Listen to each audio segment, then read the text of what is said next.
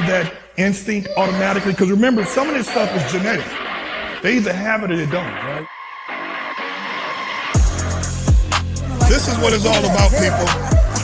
Attack the boy!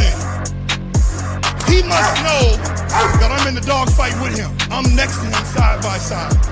We have a bond that's unbreakable.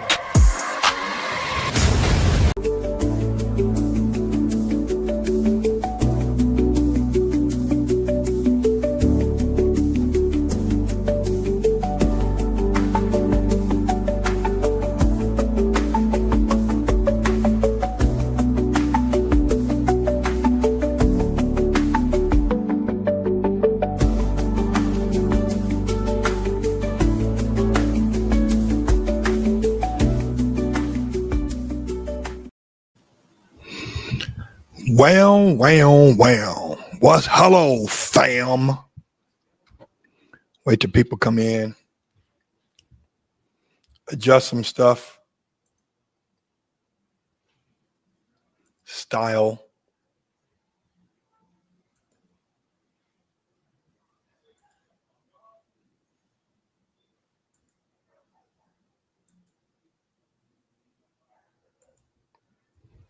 Wow. Come on in. We got to talk about it, man. Yipper. Slicey.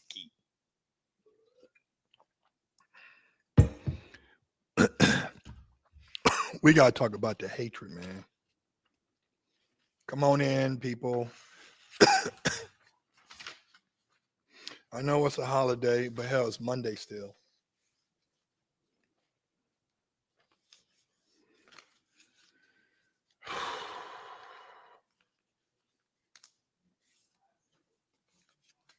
What are we going to do with you guys, man?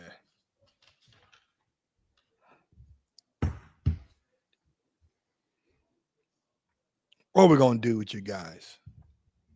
You know, it's bad enough that I have to do videos of reaction videos, right? Reaction videos. That's bad enough, right? But when I got to do a video of something that I've just been on my mind and it's keep reoccurring is when you have certain breed communities, Doberman community, Malinois community, Cane Corso community, Presa Canero community. You know, appreciate it, my man. Appreciate it.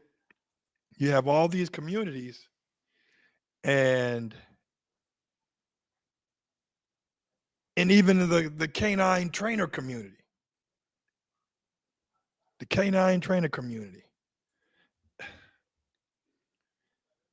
It's got to give, man. It's got to give. I mean, my grandmother told me a long time ago, if you can't say nothing nice, don't say nothing at all.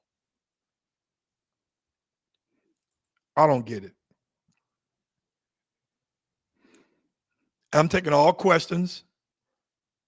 And if you have your telecommunications correct, I'll let you go live. But don't be coming up here. Don't be trying to get on live with me and 15 people in the background and your internet's like you got internet service with Metro PCS and or Boost Mobile, or you got to come correct. So shout out to Shamar, Cane Corsos. I appreciate that. That shows a lot of support, show a lot of love. You can be doing a lot of things today and with your money, but you decide to be with us. And I appreciate that. Shout out. But this is more of a come to Jesus moment for me because I'm tripping like, man, it's like I did a cane. What brought this up is that two things. I posted a video Well, I'm posting reels because the video hasn't even came out yet. I'm posting reels of the Cane Corso community of this confirmation show. And the vitriol, the disrespect, the name calling. Where I grew up in Mississippi, you respect your elders. You know, you don't and you don't go off on women.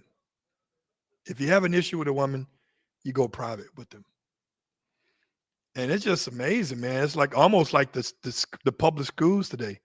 The students can talk mad shit to the teacher and they can't do nothing. I wouldn't be a teacher.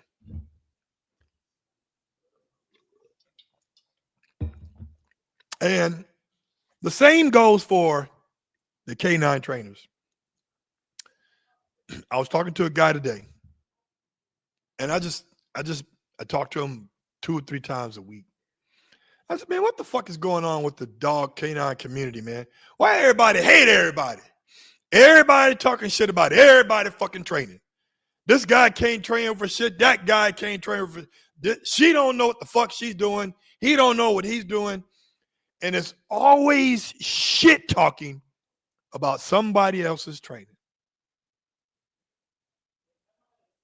Why is that?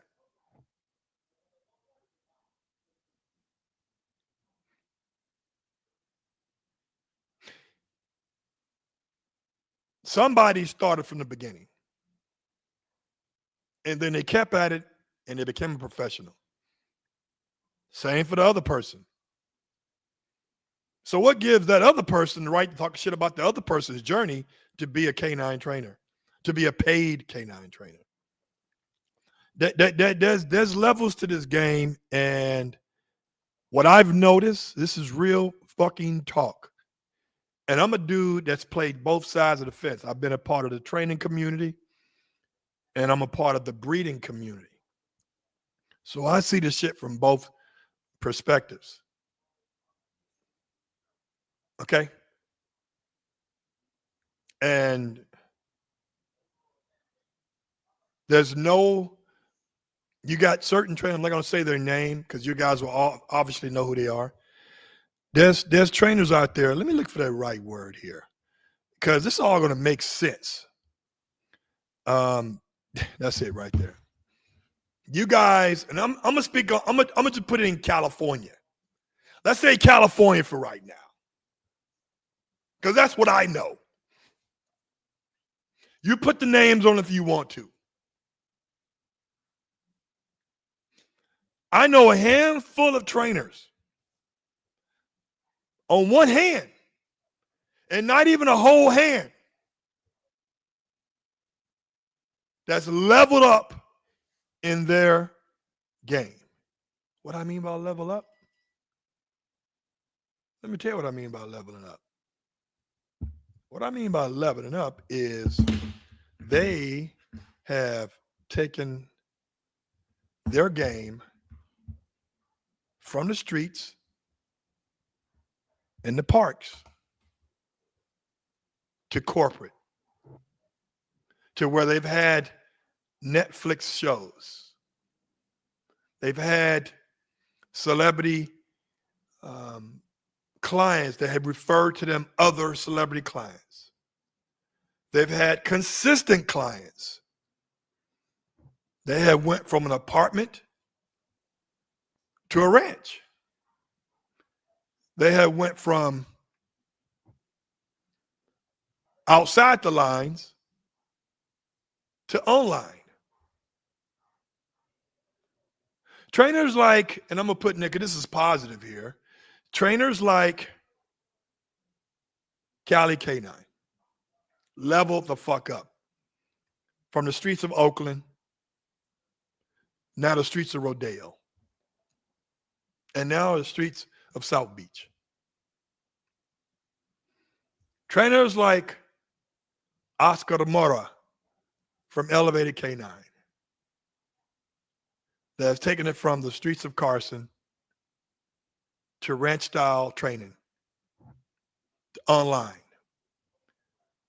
stable clients,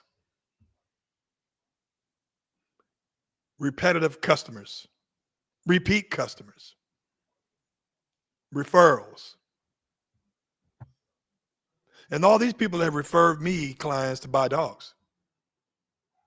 Or Andrew at High Caliber, Andrew Pena. Trainers that have taken this shit from the streets to corporate, where they're making money while they're sleeping. And there's people out there, man, that are in this. I know fucking trainers right now that are still in the streets, haven't leveled up, haven't improved their skills, their communication skills, their people skills, money handling skills, training skills, because they don't want to hear nobody. Because what they're doing is all right. And everybody else is all fucked up. Why is that? When everybody wants you to do good until you actually do good.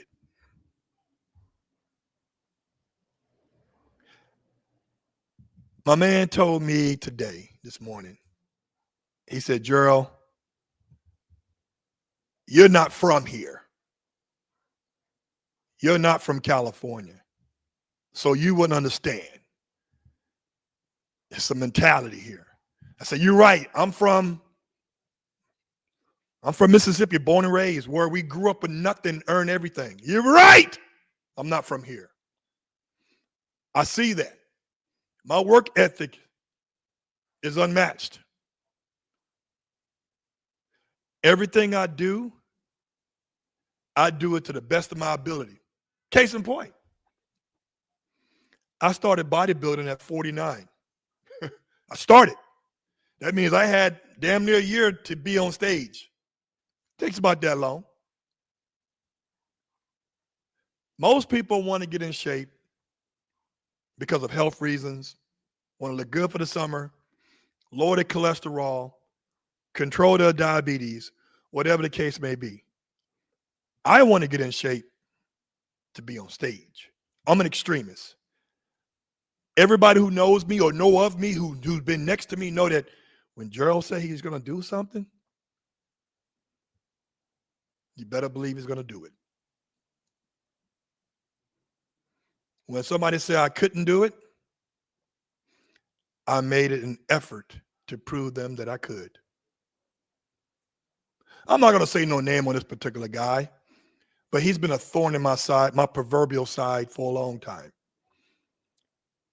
When I first got into the dog game in 2010, he went on a campaign to fuck with my mental state of mind, to fuck with my money. At the time, I was going through a divorce, bankruptcy. I had to file bankruptcy to stop foreclosure, to buy time. And this guy went around and said that my dog Alonzo had AIDS. I got ran out of Oakland. They're about to get ran the fuck out of Oakland. I left Oakland to come to Southern California. Why don't you go to why did you leave Oakland? And I made it a mission to prove him wrong about my desire to be in this Doberman community. And keep in mind, that person was not a Doberman guy. That guy was started as a pit guy, and then a Malinois, he's a breed hopper, then a Malinois guy, and then his girlfriend, who's 80 years old, had a Doberman, and she was making more money flipping puppies than he was flipping Malinois, and he started to be a Dobie guy. No problem. I'm not hating on them. But don't fuck with me. You come for me, I'm going to come for you. But I don't understand, and I haven't really talked about him in a while because it is a thorn in my side. There's only two people in this world that I have, I'm not going to say hatred. There's only two people in the world that I cannot be in a room together with. And he's one of them. The air is pretty thin if we're in the same proximity. Something's bound to happen. When you kick a man down at his lowest point, it's almost like this. You remember when somebody, when you was a young person many years ago, it made you feel real fucked up. And 20, 30 years later, you don't know what it was that he or she did, but you remembered how he or she made you feel. You can forget what it said, but you can never forget how you felt. And that was the first time I said, wow, this dog community is really fucked up. I used to go to Labani. Shout out to Labani, rest in heaven. He was a renowned ear cropping veterinarian in Studio City. When I used to go there, I used to see like Lorenzo Lamas. I think he had Caney Corsos or Presa Caneros, but he was doing Lorenzo Lamas's dog. He was doing William Shatner's Dobermans, and they used to just walk in like it ain't shit. And I used to go up to Labani and hang out for hours just to see all the different phenotypes of Dobermans. And that's all I want to do is just be a part of something good. And now that I've been into the dog game, 16 consecutive years with no hiatus, I realize that the other breeds have just as much issues as the Doberman community. So I get back to the Cane Corso community. Very nice people. There is some competition, and that is perfectly normal. But what I don't understand is the name calling, the belligerency, the continuous banter. I've had a few people to chime in, even about my guy who owns 5 Rottweilers. It's like, what the fuck is going on here, man? It's like, can anybody say anything nice? You know, I don't think I can recall any time as a 54-year-old guy, 54 in September, well, on the 12th, that I've disrespected a woman of any age with my thumbs online. I think that's a cowardly way to voice your opinions. I know that if you was in that person's face and her husband was there, your balls and shit would shrink up just like you got out of a cold ass pool. You wouldn't do it. But it's a lot of people with a lot of heart with their thumbs. We need to do better, people. We need to do better. I don't mind people having opinions. I don't mind people having a disdain or dislike for somebody. But you can still be respectful. I promise you this. How many people have seen a king cobra in person or a tarantula? I've never had. I don't like snakes. I hate snakes. I know they are vital to the ecosystem. I don't like reptiles. I could deal without ever seeing one in action, up close and personal. If I saw a king cobra or a black mamba, even though I hate them, I have respect for them. I know where they stand. I know what they're capable of. There's a guy on YouTube. You guys should follow him. He's really cool, man. His name is Chandler, the snake handler, or Chandler. Just Google Chandler, the snake handler, or Chandler, the reptile guy on YouTube. The guy is dope as shit. And he's very, I would say, what's the word? He's very in tune with his subscribers. All he deals with is reptiles that can kill humans. He deals with crocodiles, not alligators. Crocs are way more deadlier, 100 times faster, and can be a lot elusive. He deals with black mambas, rattlesnakes, diamond heads, diamond backs, princess cut, whatever you want to call it. He deals with pythons. He deals with venomous creatures. He may even have a goddamn Komodo dragon. I don't know. But he's in Florida. That's the only state you can pull that shit off in. But he's in Florida. He's been bit by one too. And he damn near lost part of his thumb. But at any rate, he understands there comes a level of respect with dealing with animals who have no love for you. He handles them with respect. They're not pets. And I wish that we would be the same in this dog community and also in the canine community, where we actually are elevating and leveling up as people. I don't know too many canine trainers who are still doing canine training and they don't have the gumption to want to do more. And again, I'm not a canine trainer. I've just been around them for a very long time. I've been in clubs. I've actually titled my own shit in the past. So I've had trainers, shout out to Wolfgang Radar, who actually coached me and trained me to get the BH and the IPO 1A on my boy Alonzo. Shout out to, and I never give a shout out to him. He's back in Mississippi. Shout out to Steve-O, who checked me. He told me, he said, Gerald, you can't do IPO. I said, why is that? Well, first you got to take the written test. Written test?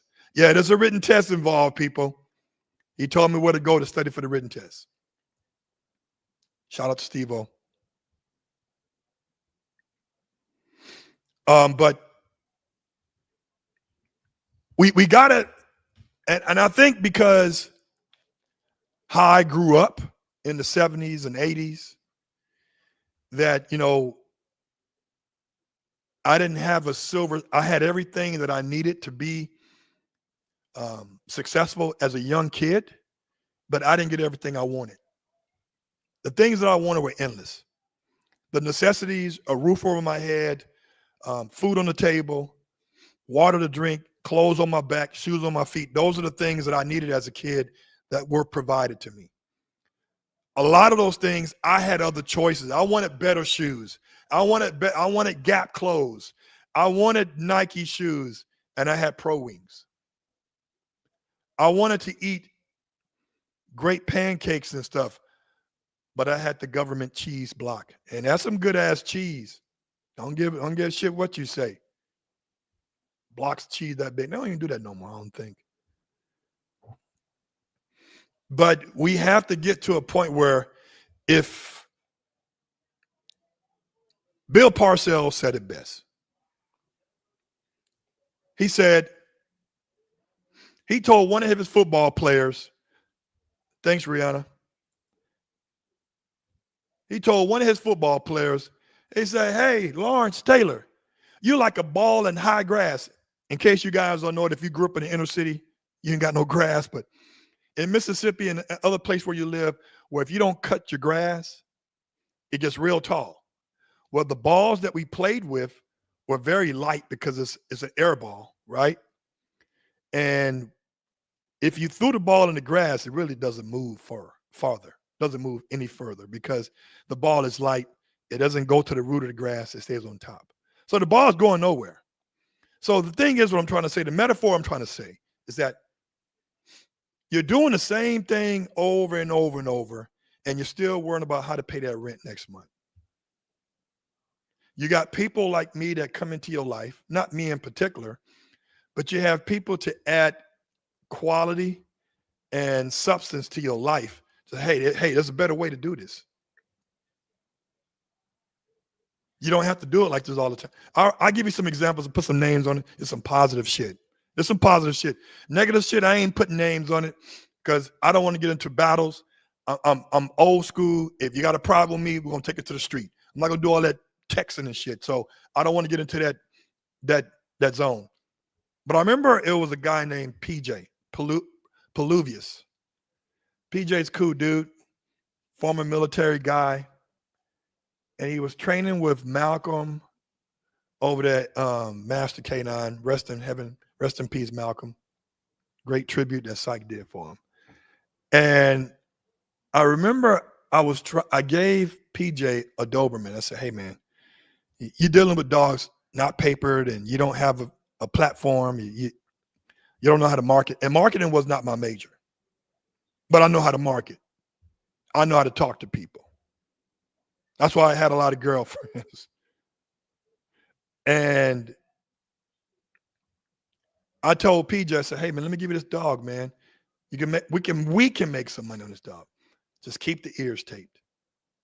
That's the hardest process when you got Doberman ears that are cropped, is keeping consistency with the ear taping. He said, okay. I said, whoa, we got a young guy who wants to listen to me. He wants to make an extra 30 grand a year, maybe 60. Get a couple of females, who knows?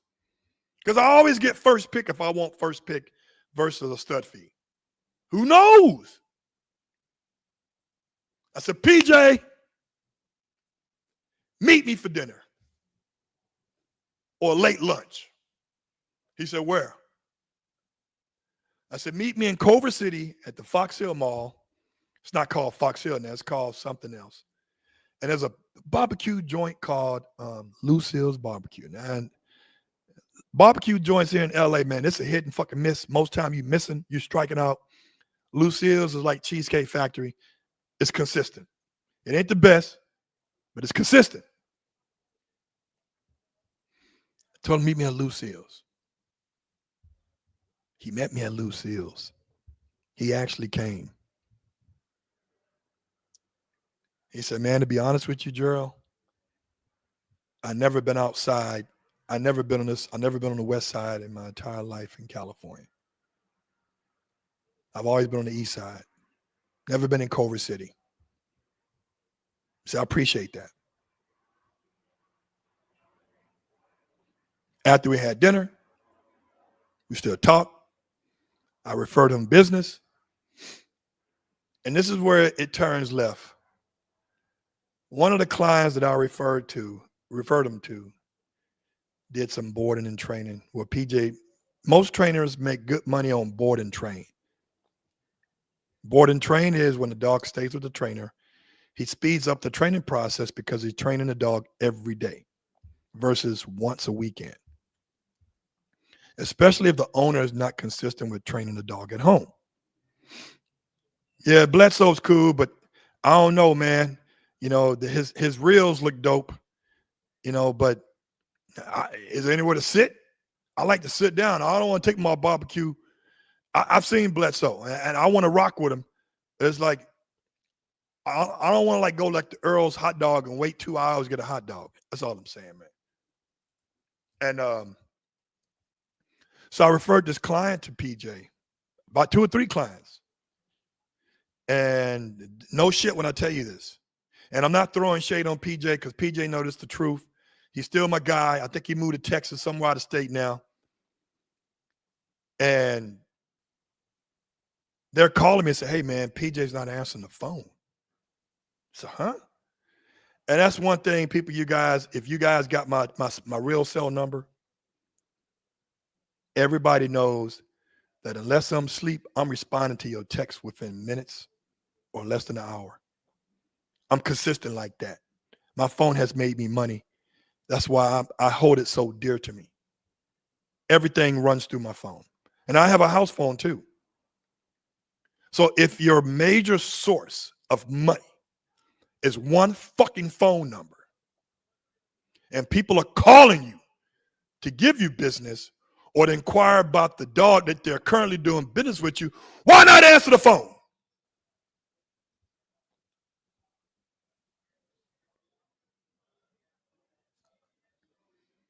How we say it in the black community, people? Make it make sense. So, because I'm in the middle of this, because I referred PJ, I had the presence of mind, because I've texted them too at that time. I'm like, hey, man, these people want to know what's going on with their dog. And they want to see him. People check up on their dog. No response. I was like, man, if his shit was disconnected, the text message would kick back. I call him, text him, call him. No response. So I said, fuck it. They talking about they may call the sheriff department over there for theft. So let me go over there and see what's going on. So I drive there unannounced.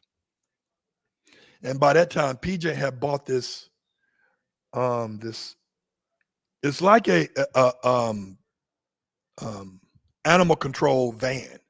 It's a truck, but it has these kennels in the back where animal control picks up stray dogs and put them in there.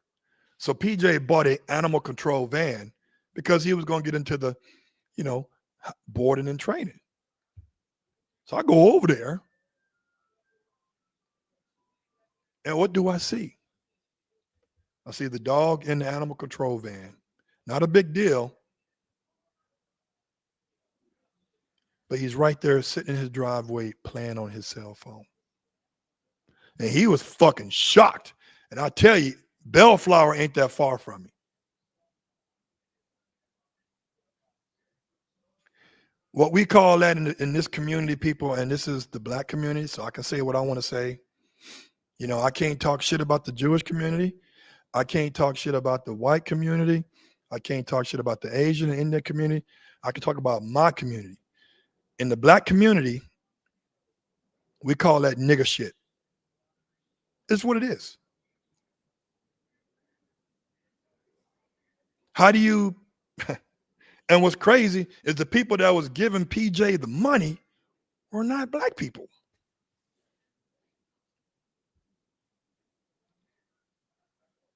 So I say this is like, there has to be a sense of wanting to level up. When you have people that come in your life for a reason, whether it's for a long period or short period, learn something from them. I remember, and I go back and forth with this. I had a girlfriend in 2001, and Gail was from New Jersey, just moved to LA. And Gail's like, shit, man, 5 years older than me, but fine as all shit. She was a personal trainer by night, or correction. She was an aerobics stair stepper aerobics instructor by night. And it was for this gym called Bally's. And I was going to Bally's working out there.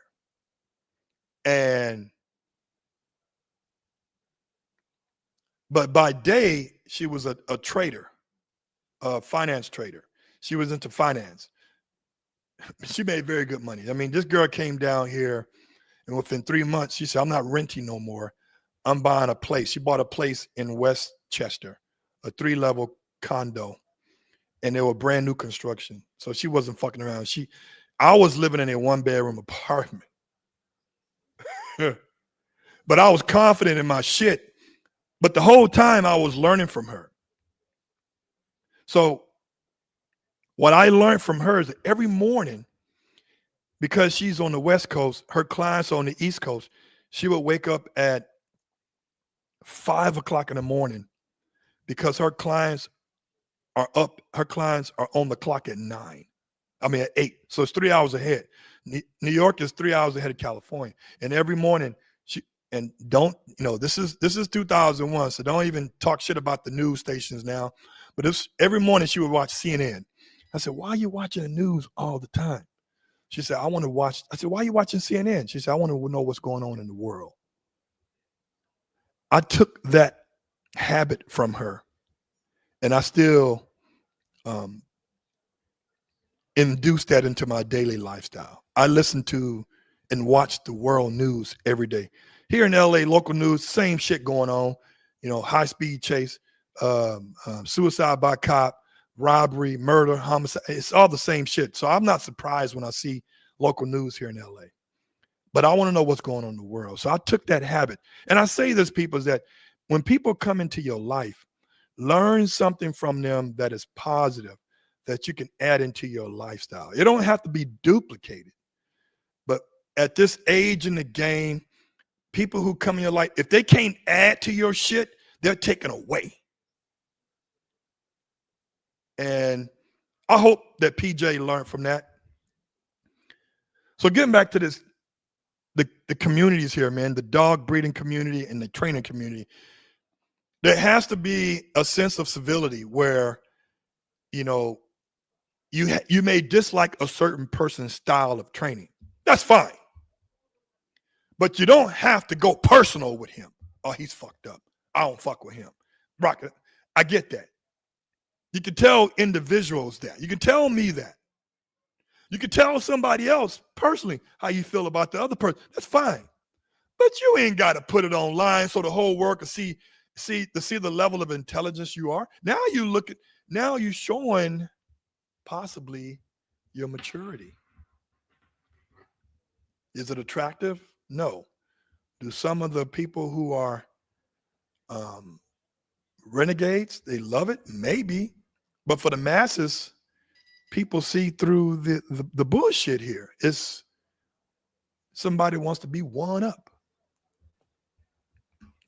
Let me show some of these comments.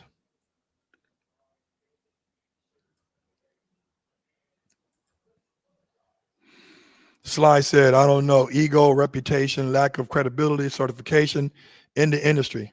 Oh, that's true. We'll talk about that too. Like, I don't shy away from telling people that I'm educated on paper. I do have a college degree. Okay. My reasoning for going to college was different from other people's. I chose college as refuge. I had a very bad household upbringing where there was abuse, there was drugs being used, and there was lack of respect for children in regards to my position in the home. My mother battled with, it started with weed in the 70s, and then it went to cocaine, and it went to crack, and then before she died, it was alcohol. So when people ask me why I don't drink nothing, it's because I saw how it controlled my mother's life, how she put drugs before her twin boys, me and my brother, how other men came before me and my twin brother, how we saw men come and go. We woke up one morning, another guy walking out the bedroom, and we're teenagers. So I chose college as a secondary place to live. Like, I don't mind sleeping in a room with 3 young boys like me just to get away from that fucked up household. So I chose college as a refuge. And the only way I could stay in college is by actually passing my classes. And before you know it, the 3rd year, I was like, wow, I like this shit. You got 71 women. I had 1 or 2 girlfriends every semester, some other girlfriends off campus. I'm being loved by people that are in the struggle, the HBCU struggle. A lot of kids that went there to these state schools, like I went to, shout out to Jackson State. A lot of folks who went to these state universities did not come from rich backgrounds. I didn't get a chance to go to private universities. So I chose college of refuge. But when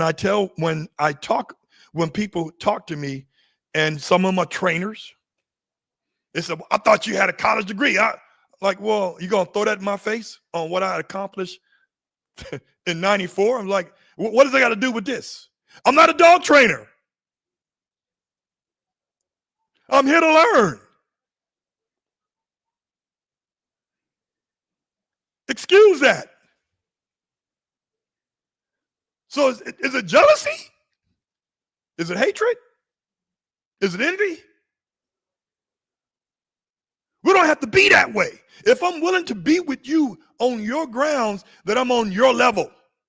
I'm not better than you. Do I have some things to offer you that can improve you on what you're trying to do? I have some knowledge. I've been bankrupt. I've been foreclosed. I've been depressed. I slept in my car for almost a week in '89 because I was semi-homeless. So I mean, like, do you need to know all that for me to be accepted? I don't think you do. And so, trainers, let me give you a word of advice out there.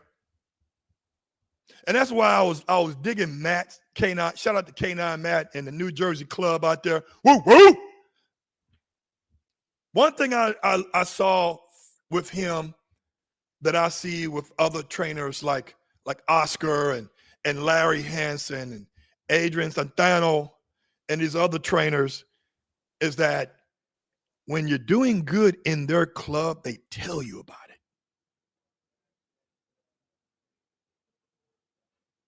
They praise, how we said in the dog world, they mark the behavior. They mark the behavior.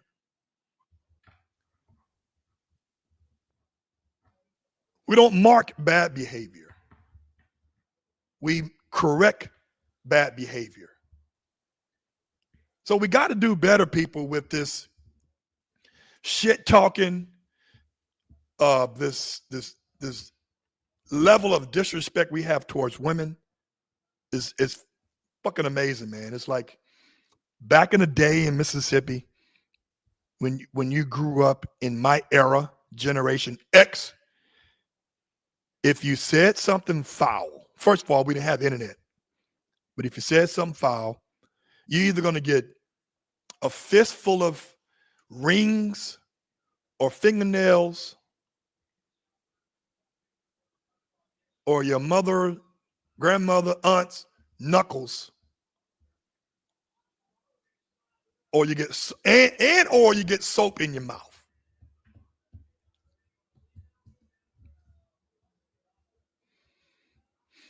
We need to get better. Let me read some comments here. And I didn't want to do this podcast on a Labor Day, but I felt that it was warranted.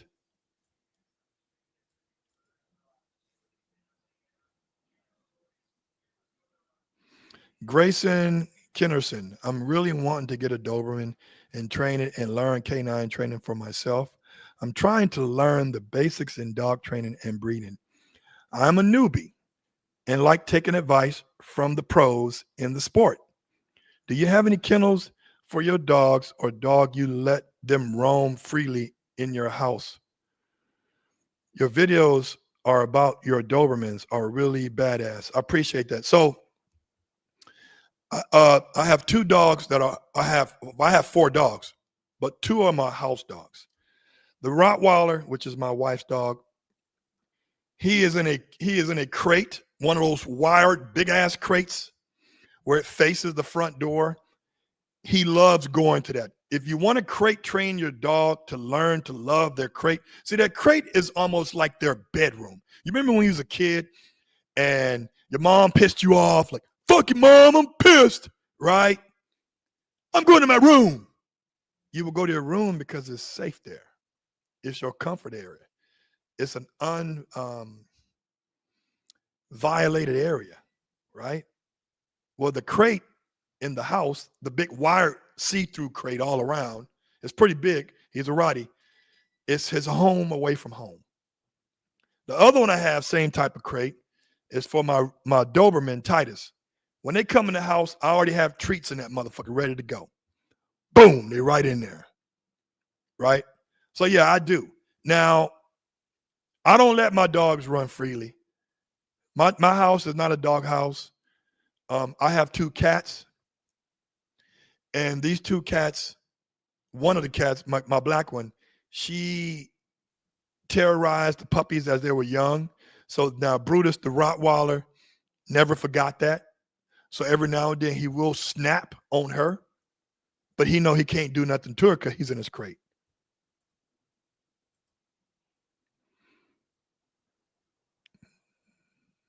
Joseph Williams, do you think that makes them a better trainer though? What part, Joe? I said a lot of things.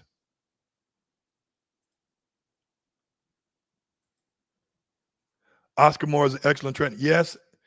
There are some other great trainers out here too. You got Donnell. I call him Donnell. They call him Sykes. And you got his assistant trainer, Caleb, very informative. There's a lot of good. Larry Hansen, probably hands down, is the best female trainer in the state of California. And we're talking about protection training, foundation work, obedience training, and competition training. She does ring sport really well, and I'm sure she can excel in IGP. Oh yeah, you can't forget South Bay Mallow. That's Sykes. That's Donnell. Donnell's a good trainer too. Donnell actually went to he kicked some guys' asses on their field in their sport, and it was called Street League. I wasn't there to see the competition, but this league was developed by a collective group of other master trainers, and they generated the rules. They generated the sport name. They got the proper insurance. They made it a prize possession win where it's monetary. Donnell went over there and kicked their ass and won first place in their sport. So shout out to Donnell. Nemesis Kennel said, networking, marketing your brand, not afraid to learn, and implementing. That's exactly right. Hey, man, there's a lot of people. Well, I'm not going to say a lot. There's a few people I'm dealing with right now currently on helping them trying to get their shit together in regards to their kennel. One person, I'm not putting names out there because he's my dog. If I tell him what needs to be done, it's months before it's done. It's weeks before it's mentioned again. I'm a guy that acts on a sense of urgency. When I want something done, I don't want to have to do that shit tomorrow. I got shit to do. People, I got 15 fucking tenants, 8 different properties. I'm an employer and I'm an employee. I'm the patriarch on my mother's side of the family and probably the patriarch on my father's side of the family. And people are bringing me their issues within the family, and it's up to me to solve those issues, right? So, and I got an 11-year-old. I got shit to do. I got 2 grown kids. I got 1 wife, 2 girlfriends. I'm joking about the girlfriend shit. But I'm being pulled in several directions, right? And if you notice, people, I am currently always posting something, making real something. Even when I'm in the bed laying down, I made a video today. I posted that night. Mr. Beast, in case you guys don't know who Mr. Beast is, Google him on YouTube. He has the most YouTube subscribers in the whole entire world. He's got over like 200 or 300 million people. And somebody asked him the simple question, how did you get so many subscribers? He said, I kept posting. That's motivation. Nemesis Kennel is a great example of consistency. When he first got his dog, it was Alonzo's daughter, Nemesis is her name. And he said, "Oh man, I just want a female. I may breed her once." I said, "Bro, this dog gonna change your life." And ever since then, his shit shot up. Before you know it, he's got 4, 5 females. He quit his daytime job. He's marketing his brand. His brand is everything. You have a brand. If you have a brand, you can do anything with that brand. You can sell dog food. You can sell vitamins. You can sell puppies. You can sell treats. You can sell ear taping. Seasonal line. If you go to Petco, PetSmart, whatever, or even the grocery store, and you guys neck of the woods, probably Kroger's, you go down the pet supply lane or pet dog food lane, dog treat lane, whatever you call the lane, or the kiosk, you'll see Caesar's face on there. On one of those bags of dog food, on one of those bags of treats. Caesar don't sell no goddamn dog food. But guess what? He has a brand. People are familiar with it. They're comfortable with it. So whatever he brands, whatever he puts his name on, is gold. The Midas touch. Oprah Winfrey, she got the Midas touch. Everybody she's put on TV has spin off with their own shit. Gail King, Dr. Phil, Joe Rogan. Every clown Joe Rogan puts on his channel, you've never heard of the guy. And as soon as he interviews them, guess what? They're famous. A brand.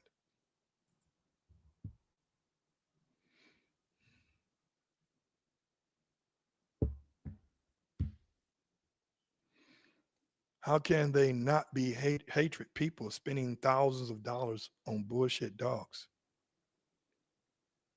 How can they be hatred people spending? Hey, Flea, we can go at this. What do you mean by this? Flea Molly said, how can they not be hatred people spending thousands of dollars on bullshit dogs? I don't get the question. How can there not? Okay, I'm reading it wrong. I got my glass. How can there not be hatred people spending thousands of dollars? You know what? Expound on that. Pete Medina, he's another good dude. I haven't rocked with Pete for many years. As a matter of fact, the last time I actually was talking to Pete is when I actually got my BH and my IPO on his field. That was in 2014 and 15. Hey, man, Oscar Martinez. Always leave them with a good taste in their mouth when speaking about you. Yep.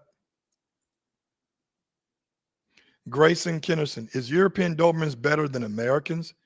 Is there even a thing? Yeah, there's a thing. There's a difference between a European bred Doberman and an American bred Doberman. There's a phenotype and a genotype difference. Usually American Dobermans, all you got to do is look at the AKC certificates. If there's a WZ in front of the American dog, 8 times out of 10, it comes with all the different colors. That means it can produce blues, whites, fawns, off-whites. But there's a difference, and the physicality differences are there too. The bone structure is different. The heads, the hips, the shoulders. There's a lot of difference. Joseph William, the politics of the training game has always existed, and you can have social media now that gives everyone a platform to promote and give their opinions on what they do. I have watched this training game change over the years and only have a handful of trainers that I think do it well. Yeah, man, you know what? And if somebody's out there trying to figure out what trainer they should get to do their dog, you're going to go through a couple. And you're going to start figuring out like who's bullshitting you, who's not. Because if you feel that your dog is progressing, and that's the key point, progressing the dog. One thing about Wolfgang that he did with me when I decided to go on my own and train my dog to handle my own dog in the Schitzen world, when I did do Schitzen, is that when I would go to training with Wolfgang, I think he trained, and we would have to start early in the afternoon because he has no electricity over there. And when he wants to turn the lights on, he has to use a generator. So when I used to go over there and train late afternoon, we doing some new shit. It was like, oh, we run, instead of running one blind, we're running two blinds? Yeah, we're running two blinds. We're doing something new. And I dig that. He didn't sandbag me where we're doing the same shit over and over and over and over and over. It was like he challenged me and he challenged the dog. And so you'll realize the difference when you start going to certain trainers. They got you doing the same shit for 6 months. Nothing different. Same shit. And then you realize, like, fucking 90 days later, like, this motherfucker, okay, he's barking at the rag, but what else is different? What are we working on here? And then you start seeing other dogs come to the same field doing way more advanced shit off leash. Like, why won't my dog do that? Well, we got to keep doing this. So you realize the term sandbag if you're in this game long enough. Look that up in the urban goddamn dictionary, sandbagging. Yep.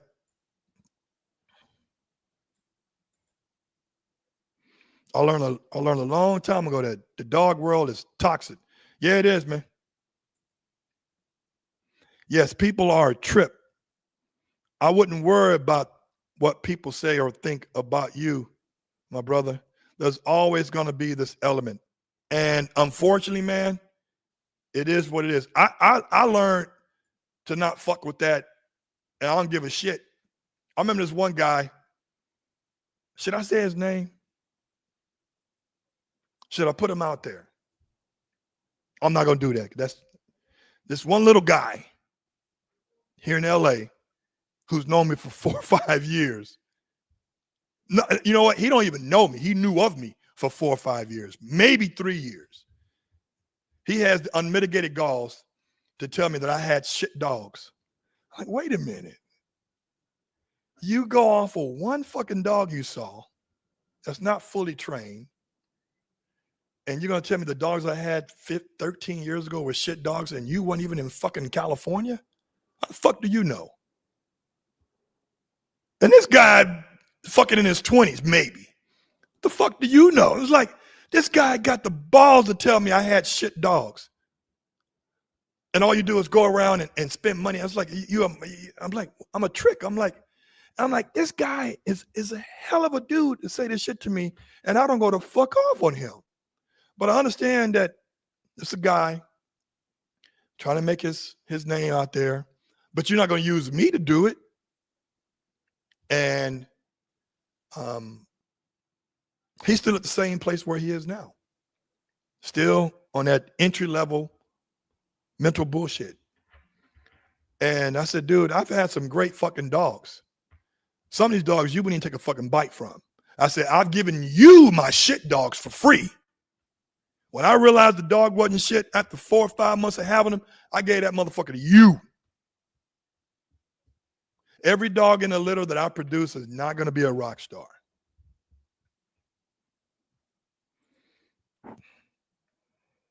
Complete Canine Services Supply says there's so much hate because of the low testosterone and the high estrogen. Hey, you facts, man, because real dudes don't do bitch talking, man.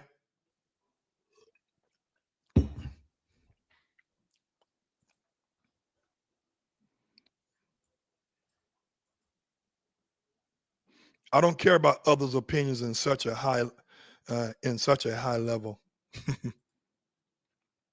Rihanna's from Built Right Kennels, people.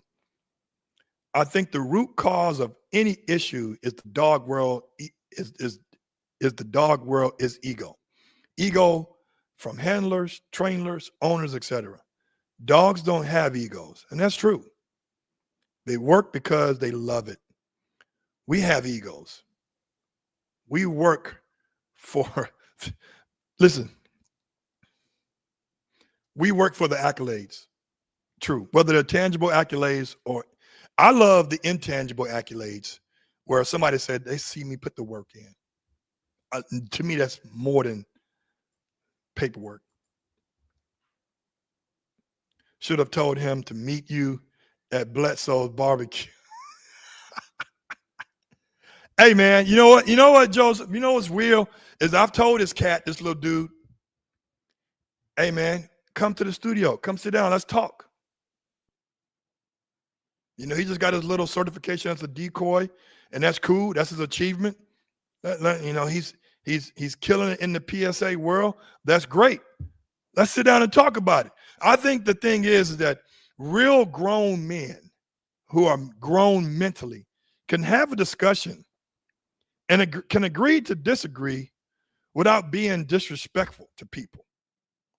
Because you just don't know who you tap, what type of level you tap it into when you're disrespecting people that you don't know, right? So I know I would never disrespect somebody and talk shit to them in their face or over via text message without expecting repercussions. So I don't go there. I got shit to lose. But I've invited the guys to come in and talk about it. I've had folks to come in from damn near other states, sit right here and talk with me. And this guy is right over there in fucking I don't know what fucking city that is. He ain't far. He off the 605 or the 710, whatever the fuck. And he can come right here. Man, as a trainer, I've had to learn to leave motherfuckers alone. If you're not going to do what ask of you, I'm not going to waste my energy chasing anyone down. Real talk. Gee, that's not understanding. Gee, that's not that's not understanding how to run a business properly or successful, bro. You're right. Talk your shit. You got to hold our own. We got to hold our own accountable. Absolutely, man. Salute. Appreciate it, Doug. Man, you guys really chimed in today, man. We got the same type of saying here with the First Nation. As we say, he's on Indian time. Yeah. Joe, I hear you. Business is business, and trust me. And there are people of other ethnics that are that do poor business. Yeah, man. It's across the board. This is a broad brush. Sounds like this young guy, man, needs a mentor. And you know what? He had one. This guy had a mentor. He talked shit about him too. This is the type of guy that he has this, it's called I wrote it down a while. It's called the Dunning-Kruger. It's called the Dunning-Kruger effect. Dunning Kruger effect. It's when somebody becomes knowledgeable of something and now they are claiming themselves as an expert. Man, if I talk and put names on it, you'd be surprised, man. I ain't built like that. I'm keeping it one. Like Cam Newton say, I'm keeping it a buck. 4 a.m. wake up. I'm a financial advisor on my successful CPA and wealth management company. It's called Discipline, my man. That's right. What did Mike Tyson say, Joe, that was he said on Joe Rogan, and it resonated. It resonated profoundly. And without being garrulous or loquacious about this saying, he said, Mike Tyson says, discipline is doing the stuff you hate, but doing it like you love it. Doing the stuff you hate, but doing it like you love it. It's crazy, man. Not even civility, but professionalism. People become their own boss and completely forget customers. Ooh, Lord have mercy. We're gonna expound on that. Now, another reason I see as a end user mean customer. Another reason why a lot of clients walk away from a lot of canine trainers is the customer service aspect. You cannot expect grown people to spend good money with you and you're talking shit to them after you drop that money in that Cash App or Venmo or Zelle. You cannot expect people to continue to stay with you when you're talking down to them. I'm paying you. You're talking shit to me. You're talking down to me. My wife always say it's not what you say, it's how you say it. You can't expect me to continue to give you money and you're talking shit to me. My own kids, my own wife, my employees, my employer don't talk shit to me. And here I'm giving you money and I'm allowing you to belittle me and talk shit to me outside the game of dog training while we're training. And then you lose clients. Customers, I told my wife many times, I tell her once a month, I hate calling customer service numbers to troubleshoot shit because they always transfer you somewhere in India or Jamaica or the DR and English ain't their first language. So you have to repeat shit 2 and 3 times. And they don't want to troubleshoot. I said, oh, they can't help you. Let's go ahead and do it a whole complete system restore, reset. We got to erase everything. Sugar cone and plain cone. Do you want a Slurpee? They want to delete everything. Why not troubleshoot? See what's wrong. Customers, I always tell my wife, because I have a problem talking to people on the phone when I'm calling the customer service center, tech support. She said, Gerald, be nice. And I always say, listen, customer service is dead. It's been dead for 10, 15 years.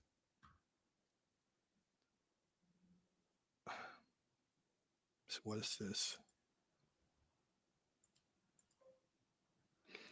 Being one up really don't help the dogs in itself. No, it don't help because the trainers end up being the same damn trainer at the same damn field or park, making the same amount of money. And that's stressful. Oh, gee, I'm sorry to hear that. You turned into a great man despite all. You know what? That's what makes, listen, we all had a path to walk. And back in the day, I'm a Gen X guy, our family didn't want to talk about it. Oh, your mom ain't got no problem. Oh, blah, blah, blah. You just making up shit. No, I actually visited her in prison. It was like she was in jail for having possession of cocaine 200 feet within a church. It's like, wait a minute. My mother had a drug problem. It's like, why are we still pretending this didn't happen? Are you motherfuckers crazy? And now you want to all right, I'm not fucking with you guys no more now. You want me to still pretend like this is a secret. Listen, if I can be an example for other people, that I can come from a dark place and rise to the occasion and be able to speak about my past, then I may have changed somebody's life. Sure. Never understood the negative talk, and I definitely don't tolerate it because there is nothing to gain or achieve. That part, alpha dog. It sounds like you and it sound like you to an HBC. Yeah, shout out JSU, baby. A few college degree doesn't make you a smarter or wiser. No, it don't. But what it, for me, it wasn't about the education that I received, Joe, but it did prove to a lot of people and me that I start something and finish it. 80 to 90% of the people who actually graduate from college don't actually do or work in the field they got a degree in. But it does tell corporate America when and if they get hired, or even civil America, civil service, that you started something, you completed it. Now, there are a few classes that I've learned in college that I have taken with me throughout my life. One class is called Professional Development.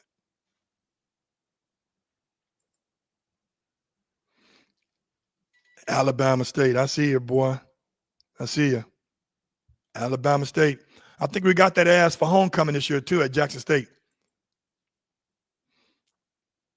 Dog training helped me understanding humans and how to train them. Well, Sly, to be honest with you, let any real dog trainer tell you, dog training is really training the trainer or the handler. It's not really training the dog. It's training you how to administer commands, how to engage, to be engaged with your dog, to get your dog to do what you want him to do. That's what it's really all about. Oscar Moore, shout out to Oscar Moore. Follow him on Elevated K9 and Oscar Moore Dogs. Oscar Moore K9. He's all on YouTube. He's all on Instagram. He's smashing on TikTok and Facebook too. Big things. He has yet to fulfill the ultimate goal, which is to outdo himself. Always trying to improve what you did last year. And it's a steady progression as a man, as a seasoned man, to always do better than last year. And I'm going to always continue to do that too myself.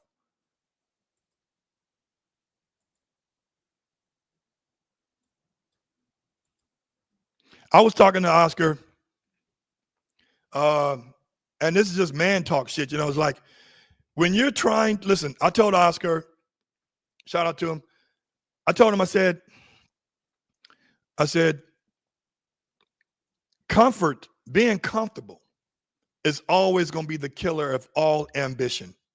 When you get comfortable, you get relaxed. You start sipping on some Coronas. In this case, water with some Crystal Light. You start chilling, taking longer vacations. You start doing a whole lot of shit. And you forgot how you got there. And then you want to reap the benefits on how you got to this destination, but you don't realize you have a whole nother trip to do. And you get comfortable. And then all of a sudden you get so comfortable. Now, whatever you did to get to that point, you got to do double the time to exceed that. I said, you find out who you are being uncomfortable. You are your best version of you in being uncomfortable. I know who I am as a human being in uncomfortable positions. There are months that I wait to pay myself just so I can pay my helpers who help clean the rental homes, to get them ready for Airbnb, who help keep my house clean, who help my wife. I sometimes not pay myself so they can pay their bills.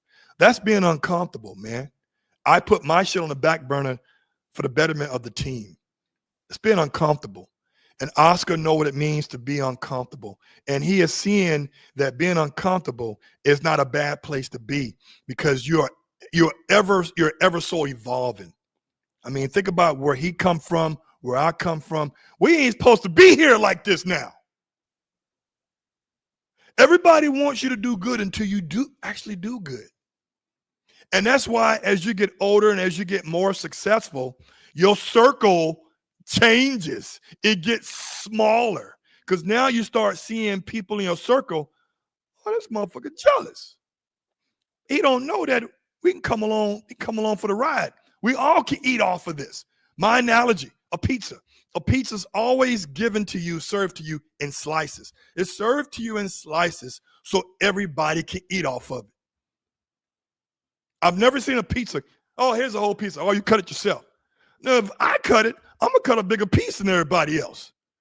But a pizza is usually evenly sliced so everybody can equally benefit from it.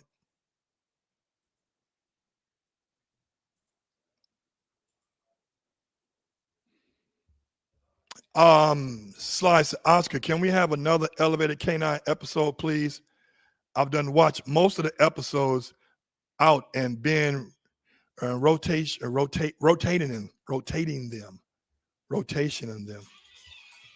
right?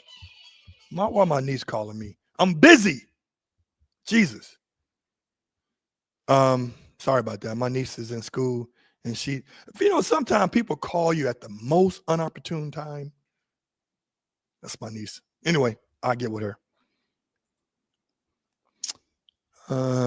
Hey, listen, yeah, man. Listen, Oscar got this cool little Connie Corso called Ezra.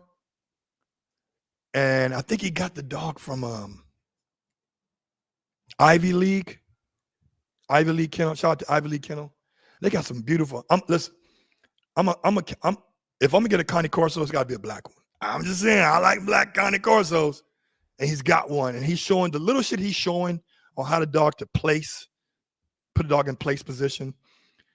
I would have never known that. And then I'm just watching small things. It's the little details that he's doing that you guys are overlooking. Like when he puts the dog on the place, he marks that. But the stuff you don't watch, he's throwing a piece on the floor. The dog's going to get it. And he's telling the dog, place again. The dog's going up there getting placed again. The little things, throwing pieces over there. So now at some point, Oscar's going to probably throw the pieces farther and farther. And that the dog knows, okay, no matter where I am, if my daddy said place, boom, I'm coming right there to the place. See little things like that. Even like my boy Guy, all my dogs love treadmills. And I was like, man, I can't get this motherfucker to run on this treadmill. I mean, he's got drive, but he doesn't move the treadmill. He said, elevate that bitch. Elevate it. Guess what? He ain't got no choice but to move. Game. That's nuggets. Shane Murray, okay. I like Dutch. Okay. You guys really chimed in, man. Let me clear this shit up here. Thanks, my guy. That's my guy. Paige, we got to get together, baby. We got some business to do. You got some business to do, Paige. Listen, y'all need to go check out Paige on YouTube, but also check him out on Instagram. He's got some very nice riders. And I don't say that about a lot of people riders, but he's got some nice shit. You can tell he paid good money for quality dogs. Great breeder. Your wife gonna kill you, bro.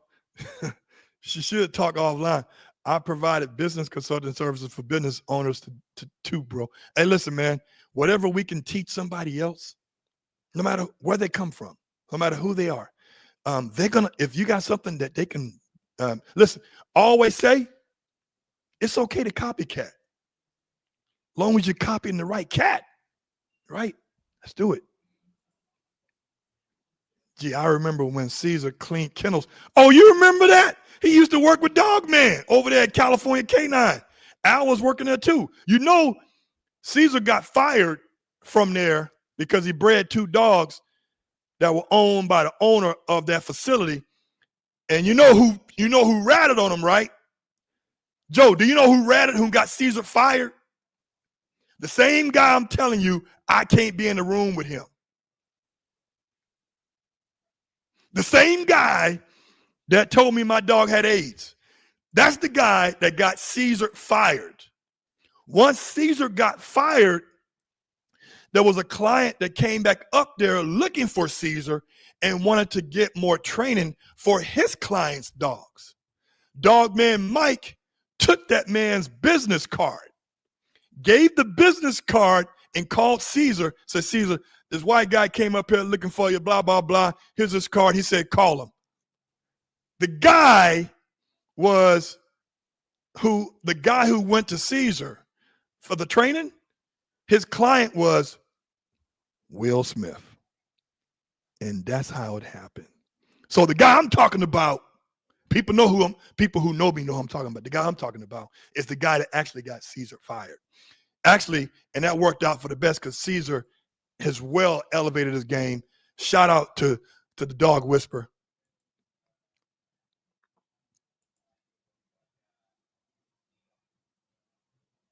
Absolutely. Old world carne cortisos. The problem with the shit talking and name calling is in the dog game is today. The shit talking and the calling people out is the only way to get your point across, because today, nice guys finish last. We've always finished last. We've always finished last, but the great guys move in silence. They're stealth. One thing I love about Gerald is that he shares his knowledge. He is so confident in his game that he doesn't need to fear sharing his wisdom. You're right, man, because when I'm dead and gone, I want to say that I contributed to society some kind of way. Man, you guys are chiming in on this shit, man. The dog game has been ran by old heads so long that they think things are good. They think they're God sent. So it takes the new generation to call out the old heads on the BS and change the ideology of the dog world. I agree, but there's a level of decorum involved. There's a level of respect.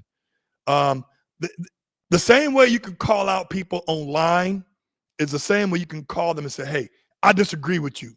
Let's talk about it. There's a way to do it.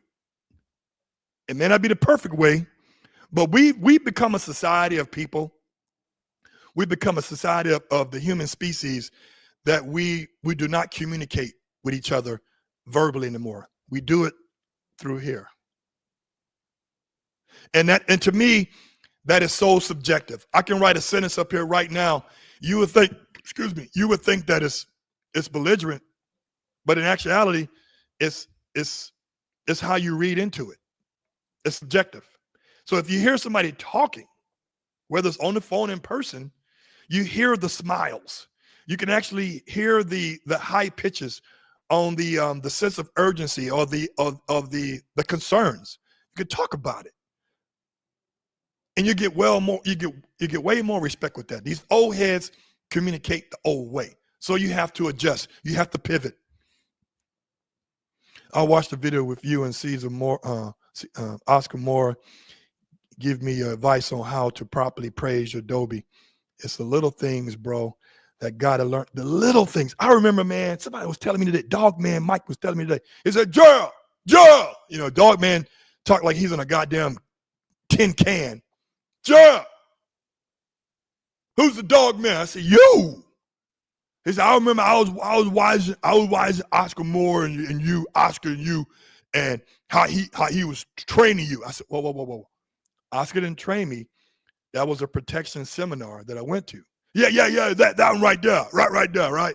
He said how he was telling you about your tone levels, the tonality. I said, you're right. And ever since then, the tone. He said, yeah, Gerald. So when you're doing personal protection, and you've been screaming at your dog for years, when you want that motherfucker to out, you can't out him because he's so used to screaming. You want to be able to use that loud out when it's time to use it. So you're right. The tonality is important. It's the little things, man. Shout out to Oscar for that shit, dog. It was like, and I've taken that into all of my dog training with my dogs right now, the tonality. You don't have to scream at your dog until you need to, and it should not be often. We have new knowledge evolutions in dogs' world, and the old has refused to use it. Oh, that's true. There's new things. There's always new tools, new gadgets, new techniques, and some of the old training is prehistoric. I don't believe in spanking dogs when they piss in the house. They're puppies. You're right. Old school shit. Like when I discipline my child, I don't beat on him like I was beat on. You're right. But I still think the communication can be a little bit better. That's coming from a guy who is now considered old.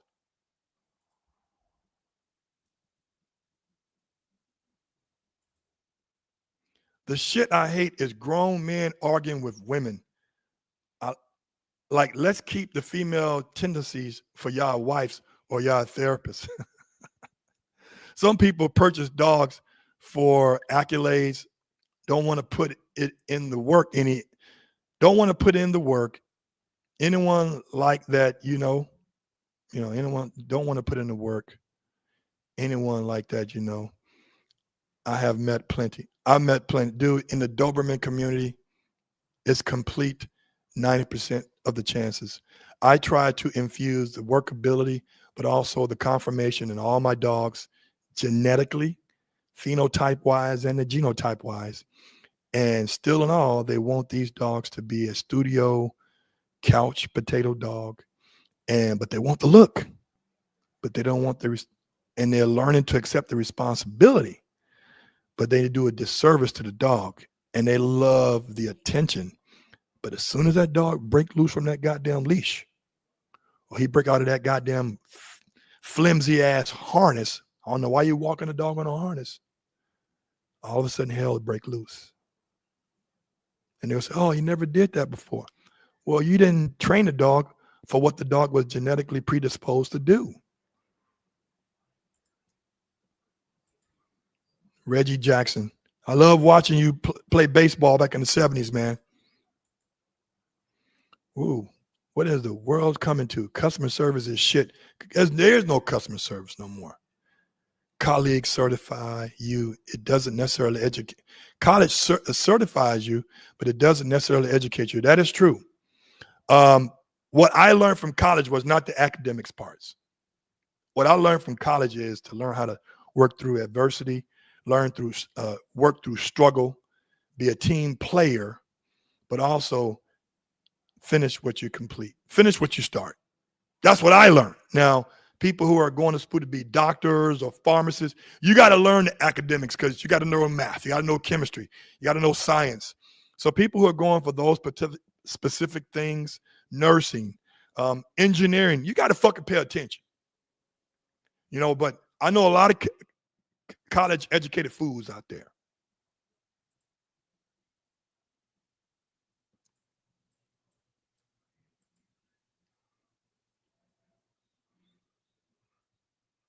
You're right, man. They won't understand, man. Real men don't have to beef about everything. No, they don't. Mark, what up, Gerald? A lot of good points from one of the old dogs in the game. Good stuff. Appreciate it, my man. Reggie Jackson, where are the good dog trainers in the South? Woo! What part of the South you in? It's the last question. I know a guy named Stan Smith out there in Dallas, Iron Sharp K9. He's really good. He's actually been on that dog show, that Gladiator K9 or whatever that show was. Stan Smith, look him up. Iron Shark K9. He's all on there. I trust him. He does board and train. What I meant, G, was people purchase dogs, bro. People purchase dogs, bro, already trained. They didn't put in any work into title them, and then all of a sudden they experts. Get the fuck out of here. That's true. What's crazy is people buy these titled dogs and don't even fucking further their training. Most of the time they buying level 1 training dogs. Well, level 1 is the hardest. Level 2 is only enhancing level 1, and level 3 is only enhancing level 2. That's why Wallace Payne said it best. He said, when I train a dog for IGP, we're training for IGP 3. I said, why? He said, because when we do IGP 1, it's simple. When we do IGP 2, it's simple. And when we do IGP 3, he knows what to do. Last thing. Wisdom comes from experience. Education comes from schooling. Dope. All right, guys. I got to get out of here. I'm sweating. All right. And I want to go home and relax and enjoy the rest of the day. As I always say before I end every podcast, be resilient, but be responsible. Until next time.